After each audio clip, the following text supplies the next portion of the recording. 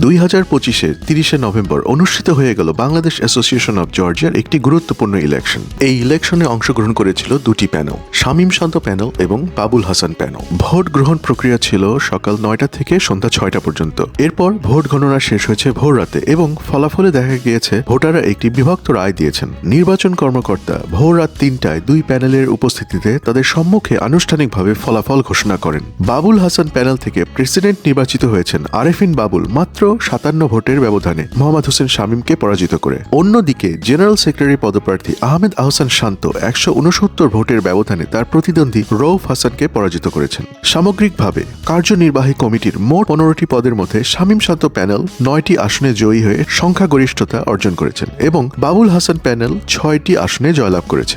নবনির্বাচিত অ্যাসোসিয়েশন সদস্যদের প্রতি বাংলাদেশ কমিউনিটি তাদের আন্তরিক অভিনন্দন ও শুভকামনা জানাচ্ছে। সকলের দৃঢ় প্রত্যাশা নতুন নেতৃত্ব কমিউনিটির জন্য যে ঐক্যতা এবং ইতিবাচক পরিবর্তনের প্রতিশ্রুতি দিয়েছেন তা বাস্তবায়নে সফল হবেন। আমি Tasbih Shahriar, ATN Bangla, ATN news, Atlanta জর্জিয়ার প্রতিনিধি।